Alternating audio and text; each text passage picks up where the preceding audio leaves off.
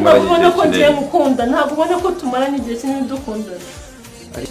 cyane ntabwo mbizi niyo mpamvu rero ugomba kubirengagiza kubera ko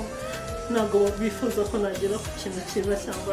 n'abandi rero niyo mpamvu tugomba ariko hano umuvandimwe wawe ntabwo yakuba kwifuriza ibibi ntabwo nawe mbizi ikibazo ni uko arwaye gusa umunezero ufite n'ubundi uze kuwumwereka nibyo babikora araza kumubwira agake nimuhore aho undi nta kibazo cy'ibanga cyangwa cy'amatsiko uba umufitiye kandi mama cyose